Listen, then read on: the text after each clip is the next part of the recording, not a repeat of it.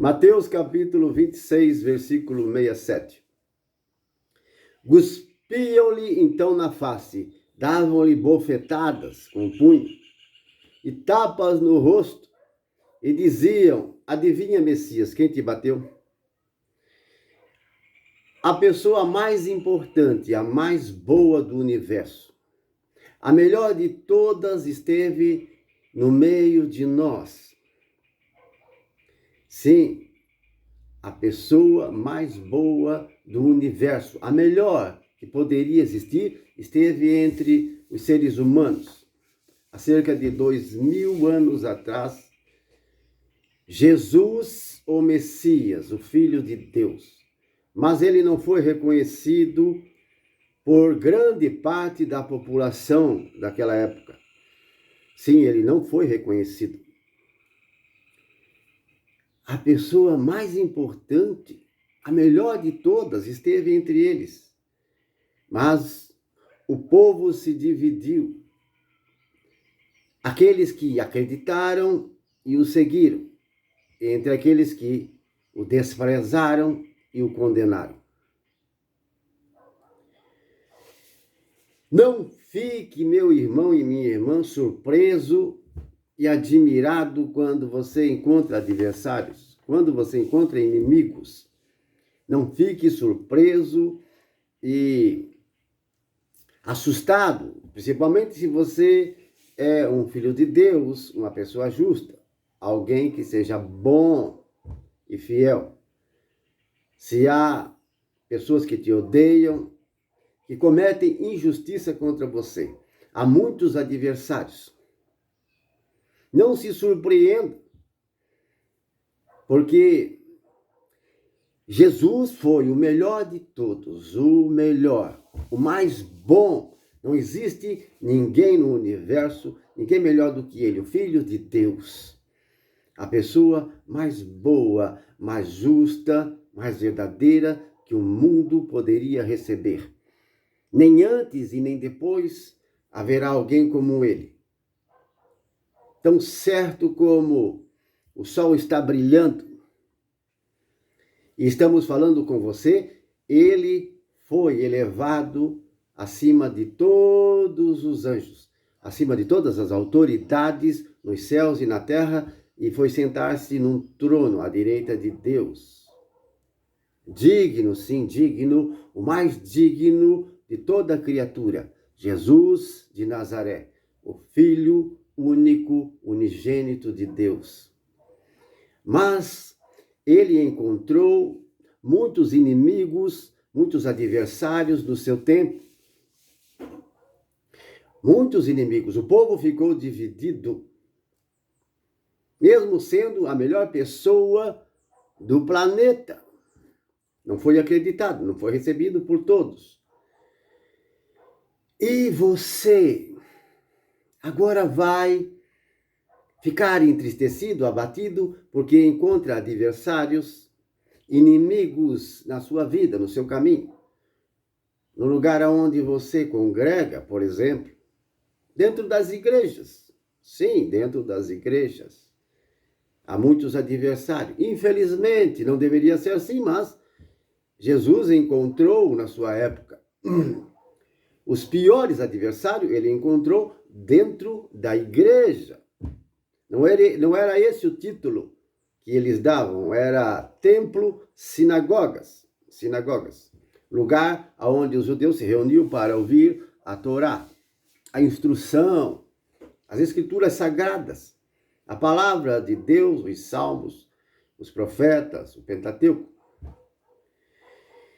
E ali o povo era ensinado. Jesus, ele pregava nessas sinagogas, em todas as sinagogas ele pregou no templo, constantemente.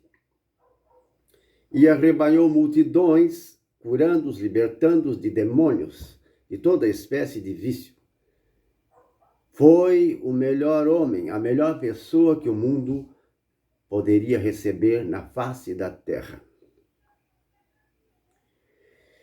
Nós temos também adversários inimigos, e quanto mais bom, mais fiel, mais de Deus você for, vai ficar dividido. Haverá muita gente contra você. Isso em todo lugar, em qualquer lugar.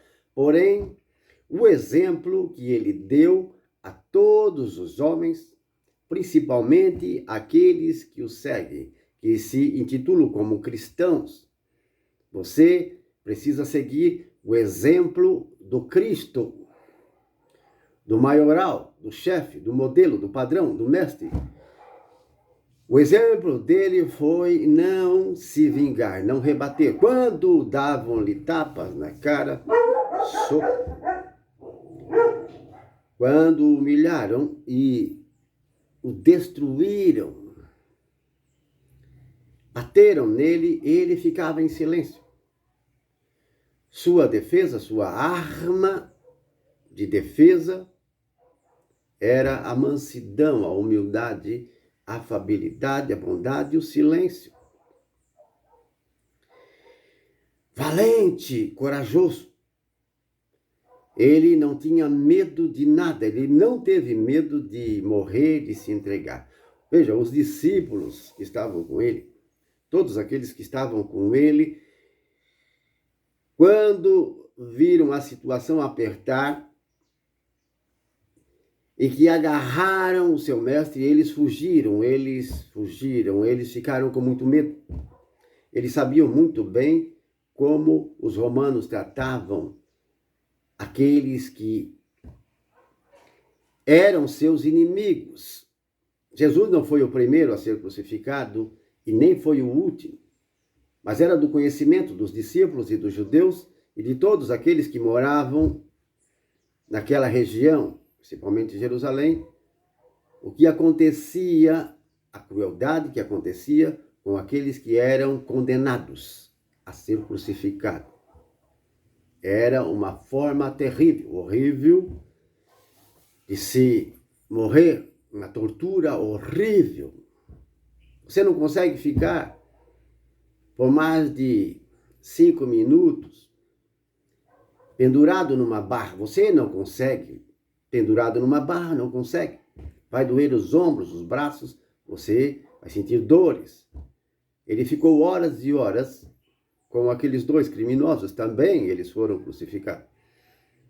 Eles pregavam as mãos e os pés numa estaca e amarravam para que o supliciado não soltasse os pés e nem as mãos. Por isso, pregavam e amarravam as mãos na trave, na estaca. E a dor era constante. Mas antes passava por sessões de tortura. Foi o que Pilatos disse: eu lavo as minhas mãos em inocência contra esse homem. A culpa é de vocês. Vocês querem que solte Barrabás? Ele é um criminoso. E querem condenar este homem? Ele não é digno de morte. A culpa é de vocês. Porque a mulher de Pilatos teve um pesadelo, um sonho a respeito de Jesus. Atormentada em sonhos, ela recebeu a revelação de que era um homem inocente que ele estava condenando. Por isso ela mandou dizer, está lá na escritura, mandou dizer a seu marido, Pilatos, o governador, o seguinte: não faças mal a esse homem. Ele é um justo, é inocente, não faças mal a ele. Eu tive um sonho em que me foi revelado, fui atormentado por esse sonho. Por isso Pilatos estava procurando absolver, soltar Jesus. Não era o objetivo dele condená-lo. Mas eles insistiam, a população inimiga adversa, que a população tinha se dividido. Aqueles que gritavam, crucifica, condena, não era aquela população que seguia Jesus de perto, que foram curados, libertados de demônios, de vícios e da sua criminalidade, não. Era a população adversa, que amavam a iniquidade e o pecado e rejeitaram a verdade. Rejeitaram João Batista, que veio antes, e rejeitaram Jesus. É essa população. Não aquela que cantava Hosana, glória ao filho de Davi. Não era essa população. Não eram os seguidores dele, mas aqueles que não o seguiam. era uma outra população. A população, o povo estava dividido. Sempre foi assim. E sempre será. Até o fim. Por isso, não se escandalize. Não fique estressado, deprimido, deprimida. Se levantam adversários na igreja, no lugar onde você congrega, onde participa. E falo a todos que são cristãos, mesmo na empresa ou em qualquer lugar, quando se levanta adversários, inimigos, por causa da sua justiça, do bom comportamento, calúnia, difamação, mentiras, ódio contra você, injustiças que não justificam. Você está sendo injustiçado, você está sendo tratado muito mal, mas você não fez mal nenhum, você é inocente. Você não tem culpa, mas se levantou mentira, calúnia, difamação, uma revolta contra você. Tem inimigos, adversários, não se espante. O melhor homem da face da terra, Jesus Cristo, o melhor de todos, ele tinha muitos inimigos.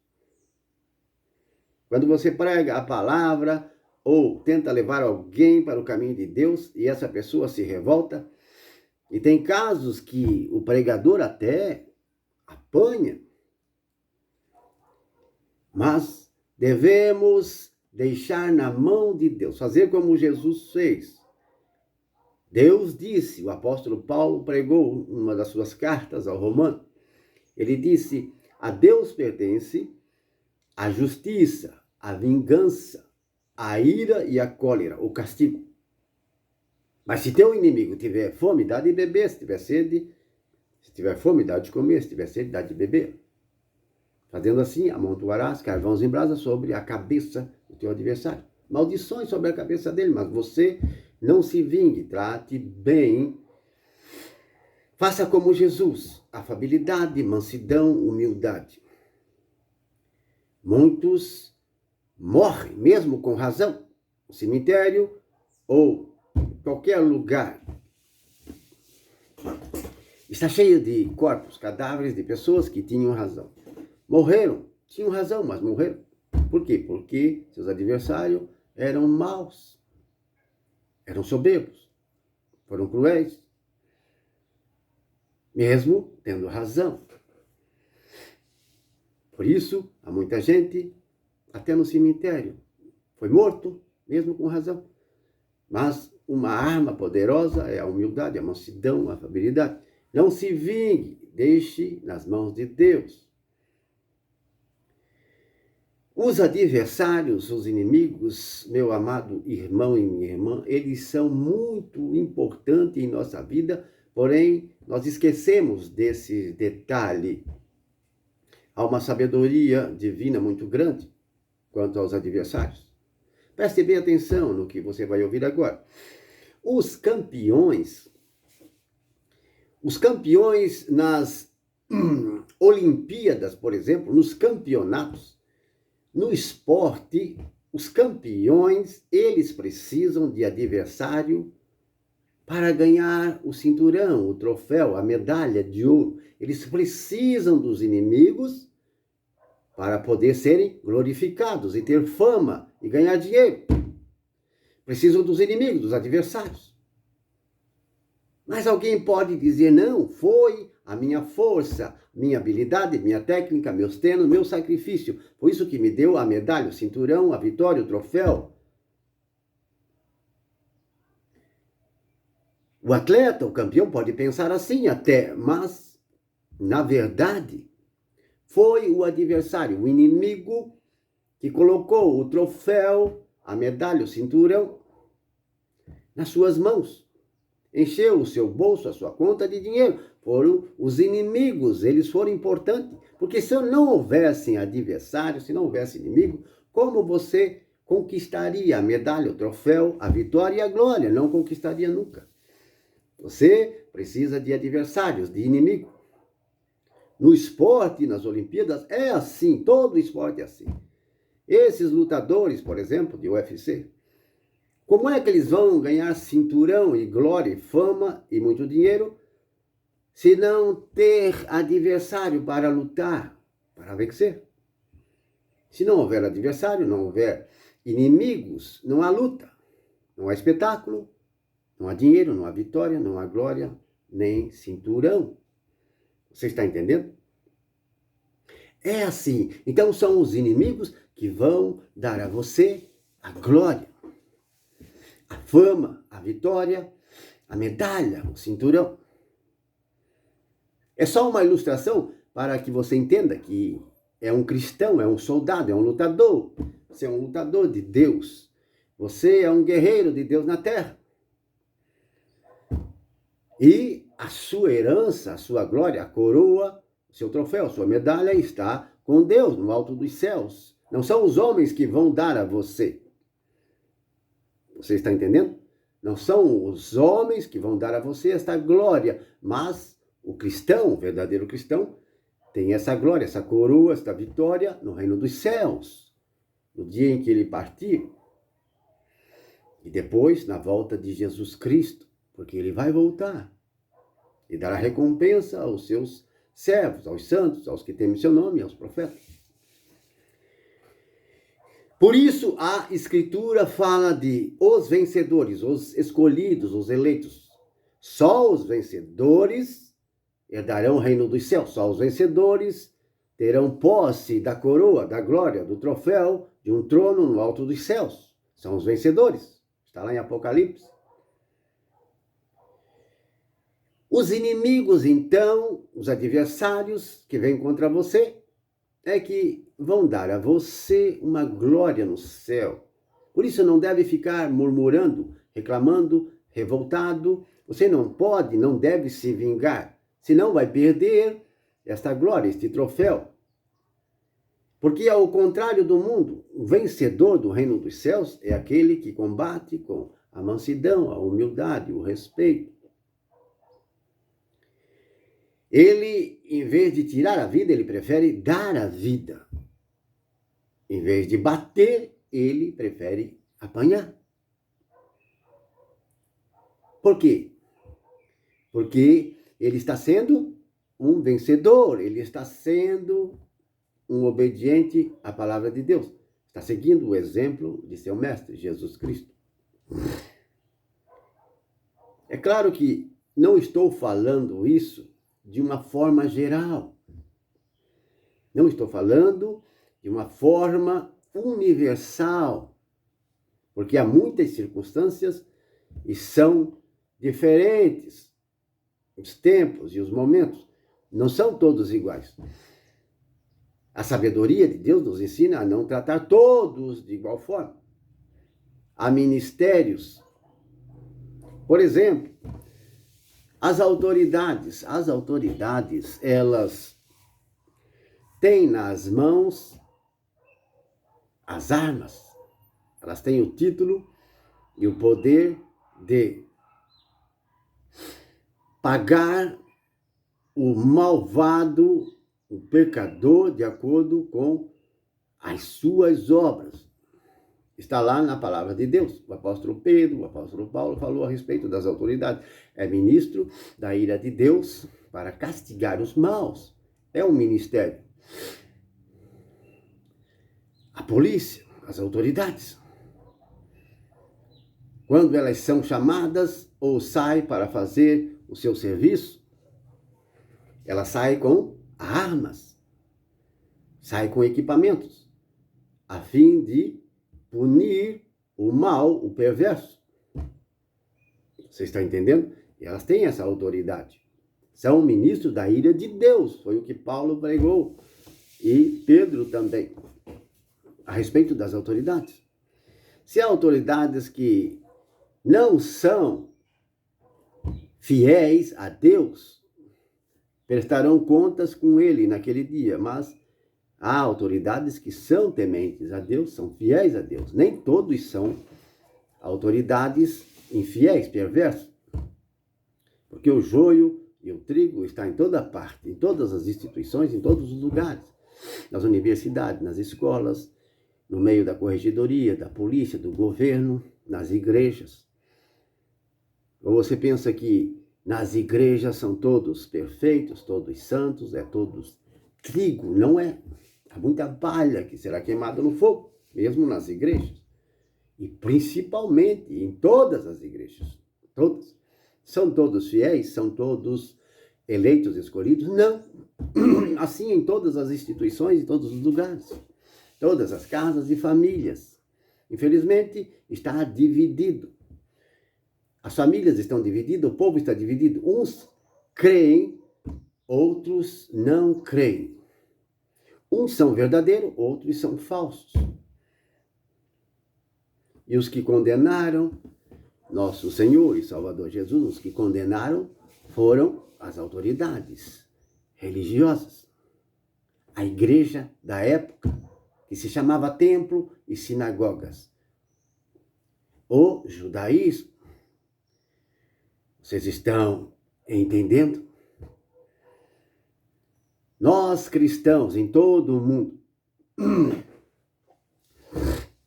todos nós, aqueles que são da verdade, sempre terão adversários, inimigos em toda parte. E precisamos saber lidar com essa gente, com sabedoria, inteligência, com prudência, mansidão, humildade. Cuidar para não ser perdedor, não perder a luta, a guerra, o combate. Ser vencedor. O vencedor é que herdará o reino dos céus. Por isso, precisamos dos inimigos. Sempre haverá inimigos. Não desanime. Não desista do caminho de Deus. Se você encontrar nas igrejas, mesmo nas igrejas onde você participa, nos lugares onde você vai, se você encontrar adversário, não desista, não desanime. Se você é um fiel, um filho, uma filha de Deus, verdadeiramente, você tem o poder e a força do Deus Altíssimo e vai vencer, não com a vingança, não pagando o mal com o mal, mas sim o bem. Vocês estão entendendo? Há muitas situações em que nós precisamos se humilhar, ficar em silêncio, tratar as pessoas com sabedoria, inteligência e prudência. Quem é de Deus não é um perdedor. Quem é verdadeiramente de Deus nunca é um perdedor. Mesmo que você perca alguma coisa, você, na verdade, não está perdendo nada. Você está acrescentando, acumulando riqueza no reino dos céus. Mesmo que leve muitos prejuízos, não se revolte, não murmure, não reclame, e nem se revolte contra Deus e com ninguém. É luta, é combate. Esses inimigos estão colocando na sua mão a medalha, o troféu, o cinturão de campeão. Se você tratá-los de acordo como Jesus ensinou, de acordo como os apóstolos ensinaram. Porque Deus vai nos analisar e a cada um será assim, sem exceção nenhuma, ele vai analisar cada um de acordo com suas obras, de acordo com sua atitude, suas ações, suas reações, sua expressão, como você olha as coisas, como você ouve o que você ouve, as suas reações, as suas ações, suas atitudes, seu comportamento. É por aí que nós seremos avaliados, analisados diante de Deus. Até mesmo as palavras, elas são obras, as palavras também são obras. Foi o que Jesus pregou, está em Mateus capítulo 12, versículo 36. No dia do juízo, os homens terão que prestar contas de cada palavra inconsiderada, ou seja, cada palavra vã, cada palavra má que saiu da sua boca. É por tuas palavras que você será justificado ou condenado. Veja a importância da expressão das palavras, o que você fala, o que você escreve. Também são obras, atitudes. Nós seremos assim avaliados e analisados diante do trono de Deus, no seu tribunal. Nós seremos avaliados pelo nosso comportamento. Sim, pelas nossas atitudes. Por isso, há o arrependimento constante. Sempre precisamos pedir perdão a Deus. Sempre precisamos estar nos reconciliando com as pessoas. Ser hospitaleiros, ter caridade fraterna, receber as pessoas, tratá-las bem, com respeito, que a lei de Deus, meu amado irmão e irmã, a lei de Deus se resume nessa palavra, respeito. Respeito. Respeitar a Deus, o nome de Deus, a palavra de Deus, tudo que é sagrado, respeitar o próximo, as coisas do próximo, do semelhante, seu terreno, suas coisas, sua vida. Respeitar as pessoas no trânsito, no trato com elas. Quando saímos de manhã, temos o dia todo, vamos encontrar pessoas em todos os lugares. Depende aonde você vai, aonde entra, vai encontrar pessoas e circunstâncias adversas, inimigos. E há muitos que, quando se encontram com o adversário, acabam morrendo, sendo destruídos. Por quê? Não entenderam ainda, não compreenderam ainda o que é ser um vencedor, um eleito, um escolhido. Não entenderam. Morreram, com razão até. Quantos? Às vezes numa briga de trânsito, numa discussão em algum lugar, numa loja, numa oficina, em certos lugares até que não são um ambiente do reino dos céus. Mas falo a você que é cristão, um verdadeiro cristão, vai encontrar inimigos, vai. Uma hora ou outra sempre vai aparecer alguém. O inimigo, o adversário, o demônio, ele pode usar certas pessoas. E o que vai acontecer? Você precisa ser um lutador de Deus, vencer a soberba com a humildade. Sim, vencer a soberba com a humildade, com a mansidão. Muitos conseguem até sobreviver e ir muito mais longe com essas armas. Sim, a humildade, a mansidão, o respeito. E não pode faltar a prudência. A prudência. Precisamos ser sábios no trato com as pessoas.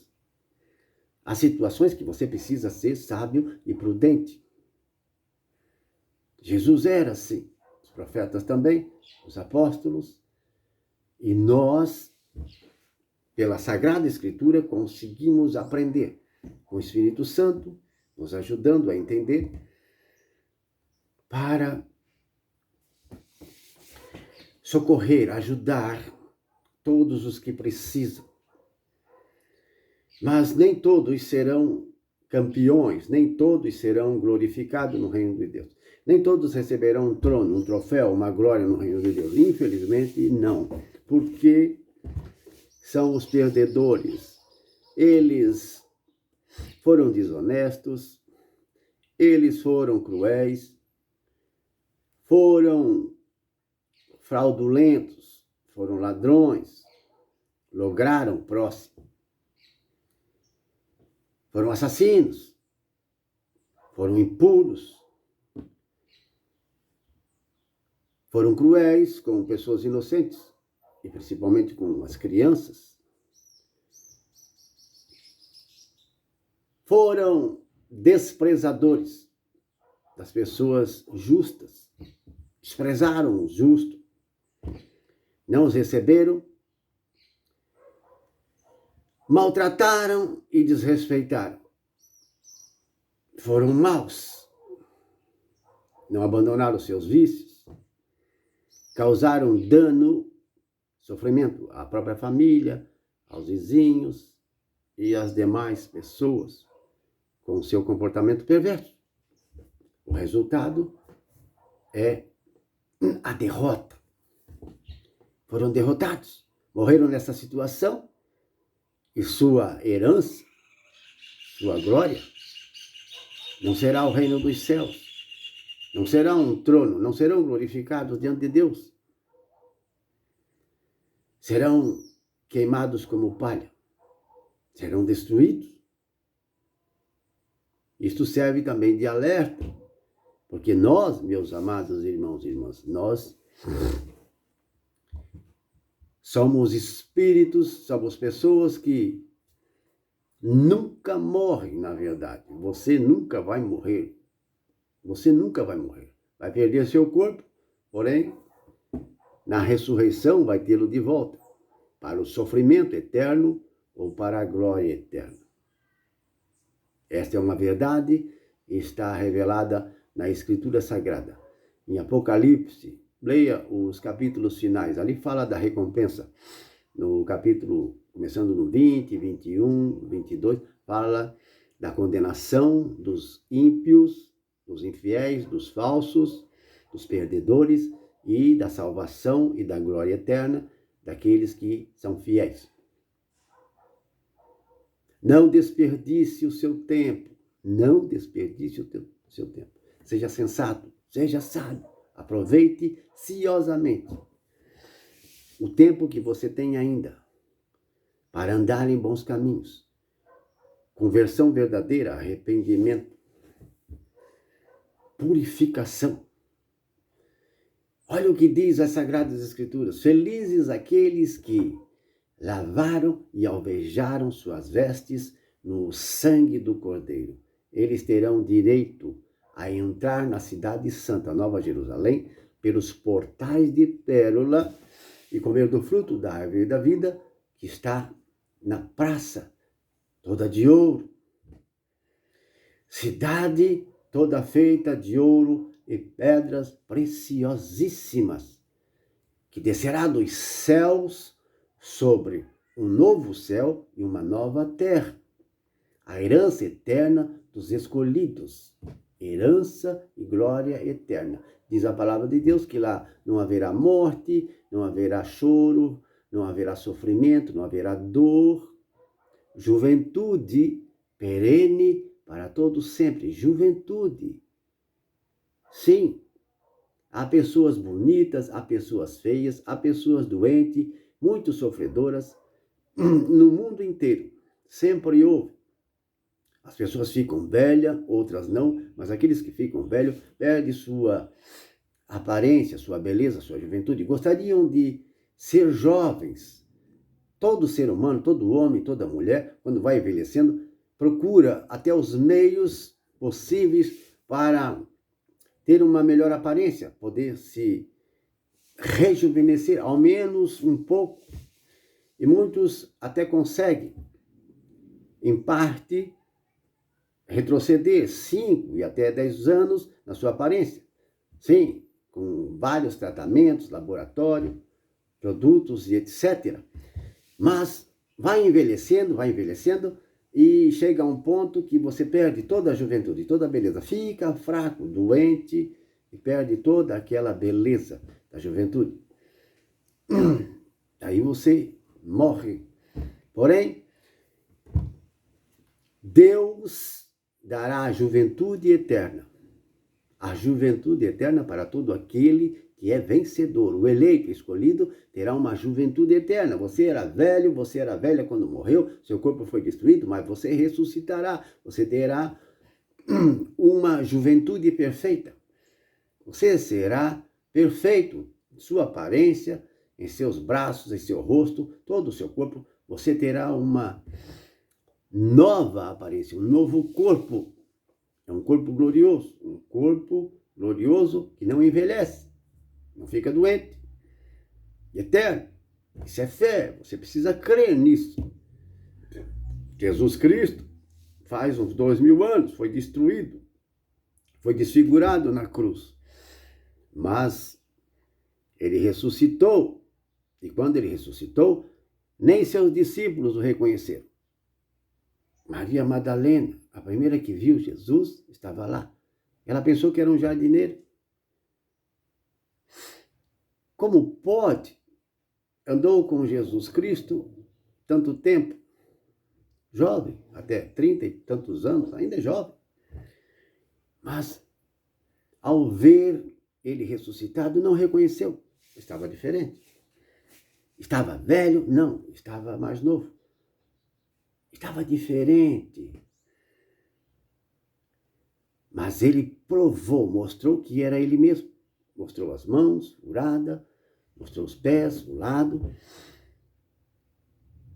E quando Jesus disse a Maria Madalena,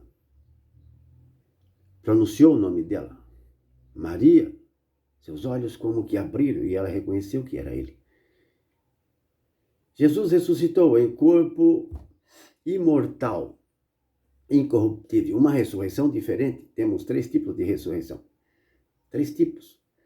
Por exemplo, a ressurreição de uma pessoa, quando ela está no pecado, uma vida de perversidade, ela nasce de novo, encontra Jesus Cristo, se entrega a Ele, começa uma vida nova. Essa pessoa ressuscitou no seu espírito, na sua alma. Estava morto, como muita gente anda morta dentro dos ônibus, nas igrejas, nas ruas, em todo lugar. Está morta, está nas trevas, em maus caminhos. Quando encontra Jesus Cristo verdadeiramente, tem uma experiência com Deus, essa pessoa nasce de novo, ressuscitou. É uma ressurreição. E tem a ressurreição daqueles que, como Lázaro, que saiu do túmulo depois de 4 dias.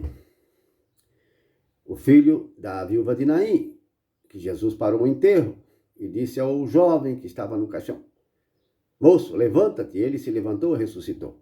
E tantos outros que Jesus ressuscitou naquele tempo, os apóstolos também, e até nos dias de hoje, muitos ressuscitaram em seu corpo, mas morreram novamente. Essa é uma segunda ressurreição. Ressuscitaram, mas morreram. Mas a ressurreição de Jesus é diferente. Ele ressuscitou para nunca mais morrer. É uma ressurreição diferente, uma terceira ressurreição. E é dessa ressurreição que estou falando, que nós estamos falando. Se você, ou seu filho, ou alguém recebe o milagre da ressurreição, excelente, você voltou a viver. Mas vai morrer. Vai morrer. Então é uma segunda ressurreição. A terceira, você vai receber quando Jesus voltar. Quando ele voltar das nuvens do céu, com seus exércitos de anjo, então haverá uma ressurreição universal. Essa ressurreição, o apóstolo Paulo, no livro de Apocalipse, ele chama de primeira ressurreição universal. Primeira ressurreição universal. Felizes aqueles que tiverem parte nessa primeira ressurreição. Sobre eles, a segunda morte não terá poder. Segunda morte é o lago de fogo. Segunda morte é o lago de fogo. E não vá pensar que esse lago de fogo, essa fornalha, é o inferno. Não. O inferno é outra coisa. Assunto de outra pregação. Mas esse lago de fogo, até o inferno será lançado no lago de fogo. Você está entendendo? Está lá em Apocalipse, capítulo 20. Versículo 11 a 15 fala desse julgamento final. A ressurreição. Então, quando Jesus voltar, todos os povos, todas as nações o verão. Até mesmo aqueles que os transpassaram. Está lá. Eles estão em algum lugar. E nesse lugar de onde estão, eles vão ver, não é um bom lugar. Mas não é o lago de fogo, a segunda morte ainda. Eles vão ver. Está lá em Apocalipse, no capítulo 1. Todos os povos verão. Baterão no peito e se lamentarão quando Jesus aparecer. Será visto com os olhos físicos. Não é de uma forma invisível. Será visto por todas as nações. Seus anjos recolherão seus eleitos dos 4 ventos dos céus. Está lá em Mateus 24. É a volta de Cristo. Recolherão. Ele enviará seus anjos que recolherão seus eleitos dos 4 cantos da terra. Os escolhidos. Por isso, um será tomado e outro deixado. 2 mulheres estarão no moinho, uma será tomada e outra deixada. 2 estarão no campo, um será tomado e outro deixado. Estarão 2 dormindo, um será levado e outro deixado. Esse é o momento em que Jesus volta e envia seus anjos para arrebatar seus escolhidos. E será de uma forma visível. Visível. Todos vão ver. É o império o reinado de Cristo sobre a terra, o milênio. Capítulo 20 de Apocalipse. Jesus tem de reinar e ele vai reinar também na terra. Todo mundo, todas as nações pertencerão ao Messias. Apocalipse, capítulo 11, versículo 15, a 7ª trombeta. Ali diz que o reino de Deus, o reino dos céus descerá sobre a terra. Diz o seguinte, que agora os reinos do mundo pertencem a Cristo e a Deus. Está lá em Apocalipse capítulo 11, versículo 15, 16, 17. Ali trata desse assunto. Os reinos da terra virão a ser de nosso Senhor, de Deus, né? E de seu Messias. E eles reinarão para todo sempre. Então é a volta de Cristo, o arrebatamento. Mas os ímpios serão destruídos. Também está escrito. E todos aqueles que contaminaram a terra serão destruídos. Ele vem para reinar, mas vem com vara de ferro. Sim, com espada afiada, que é a palavra de poder. Seus inimigos, os ímpios, todos aqueles que não se converteram, que foram seus adversários, no período do último anticristo, que serão lançados na fornalha de fogo, ainda vivos, na volta de Cristo. E aqueles que sobreviverem essas grandes tribulações, eles serão arrebatados, mas não antes dos mortos que ressuscitarão, porque o apóstolo Paulo, ele explica isso na carta aos Tessalonicenses, no capítulo 4 e no capítulo 2, as duas cartas. Ele escreveu que nós, ou aqueles que estiverem vivos, pela ocasião da vinda do Messias, não precederemos os mortos. Os mortos ressuscitarão primeiro. Vocês estão entendendo? Então haverá essa primeira ressurreição que o apóstolo João fala no capítulo 20. Felizes aqueles que participarem da primeira ressurreição. Sobre eles não pesa a segunda morte, mas serão herdeiros de Deus e de Cristo e reinarão com ele 1000 anos. Eles se sentarão em tronos para julgar as nações. É um novo período, um período do milênio, do reino de Cristo, tão esperado e pregado pelos santos profetas do Antigo Testamento e do Novo Testamento. O que os profetas antigos pregaram e o que os apóstolos pregaram e que os profetas, verdadeiros profetas de Deus pregaram, este reinado de Cristo, porque o mundo todo, infelizmente, está numa situação complicada. Todos sabem disso. Estamos no século 21, há cerca de 8 bilhões de pessoas. Mas a situação está como Sodoma e Gomorra, como nos tempos dos dilúvios e até pior. Por isso a terra será destruída, bombardeada e aniquilada. Isaías pregou, os profetas pregaram sobre essa destruição, o grande e terrível dia do Senhor. O grande e terrível dia do Senhor. Amados irmãos e irmãs, você que ainda não recebeu o batismo no Espírito Santo, você que ainda não nasceu de Deus, está em maus caminhos e está com a vida dominada e complicada com tantos vícios, amarrada, acorrentada por Satanás, não consegue deixar os seus vícios, não consegue se libertar, deixar até mesmo do cigarro. Está dominada por bebida e drogas e outros vícios, que é a devassidão, a prostituição, não consegue deixar o adultério. Tudo isso é condenação diante de Deus. O homossexualismo. É possível que você seja liberto e transformado, mas precisa ser sincero. Você precisa ser sincero com Deus. Tudo exige sacrifício. Tudo na vida exige sacrifício. E para o reino de Deus, para você ser salvo, nascer de novo, ser liberto e ser batizado no Espírito Santo, também isso exige sacrifício. Se não fosse, Jesus teria dito o contrário do que disse. Estreita é a porta e apertado o caminho da vida eterna, do caminho santo. Mas larga e espaçosa é a porta do caminho da perdição. E são muitos os que entram por essa porta, porque é um caminho mais fácil. O caminho de Deus é estreito, mais difícil. Foi ele que disse. E são raros os que se salvam.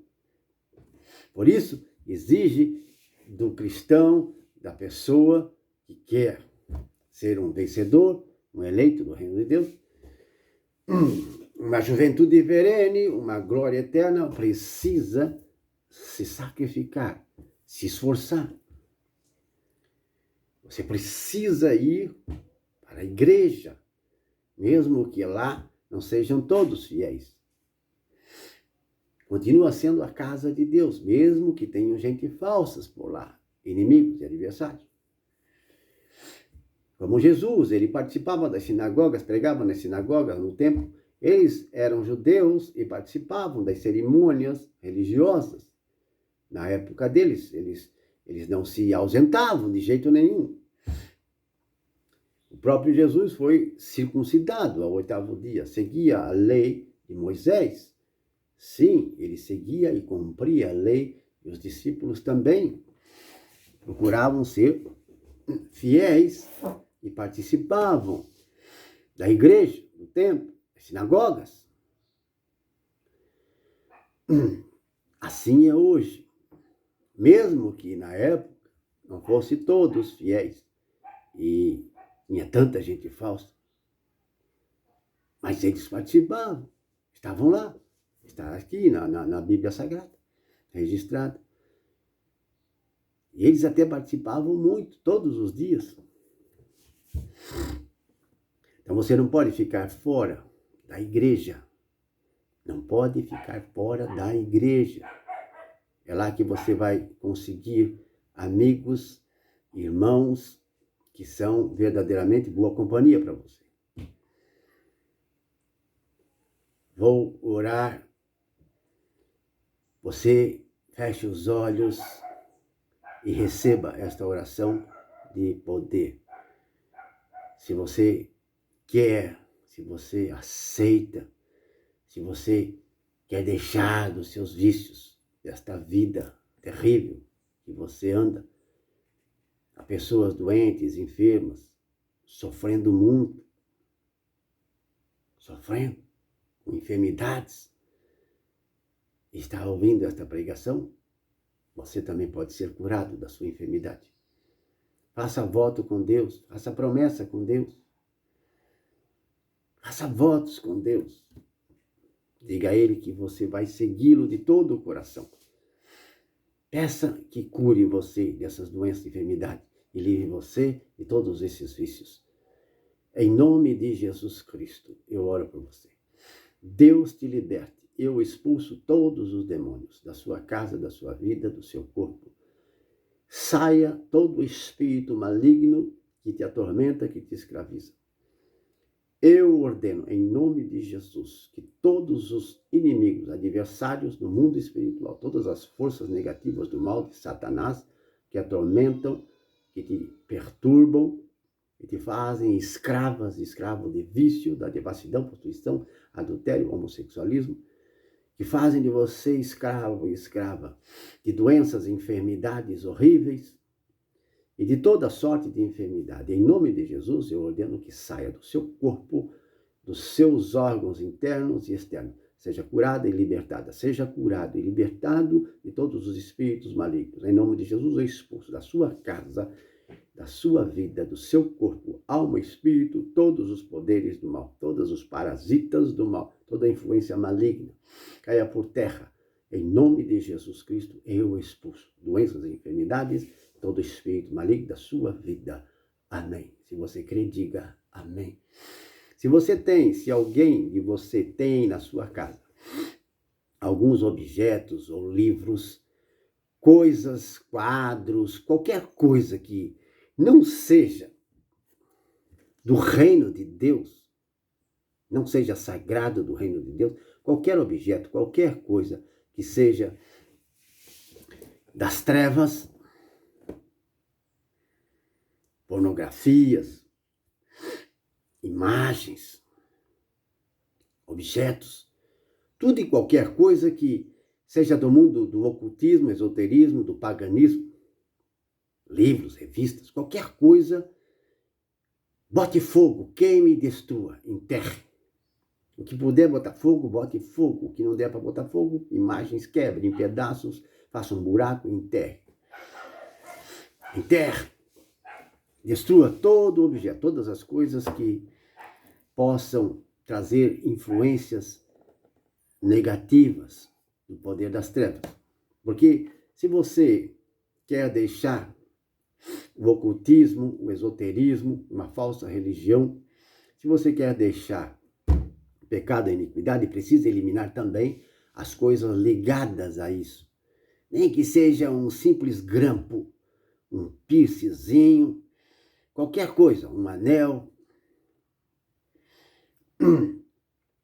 qualquer objeto, o que estiver na gaveta, na estante, o que estiver guardado na sua casa, um quadro, livros, objetos, deve destruir, botar fogo, consumir, para que sua libertação seja total. Porque se você for na igreja e pedir oração e quiser ser liberto, mas continuar com essas coisas, objetos que sejam reprovados pela palavra de Deus, pelo reino de Deus, o Satanás, o inimigo, vai continuar ainda atormentando você. Infelizmente é assim. Tem que se desfazer de tudo que é das trevas, que é da falsa religião, você tem que destruir, eliminar. Temos a Bíblia Sagrada. Comece a ler a Bíblia. Comece a ler todos os dias. 1 capítulo, 2, 3.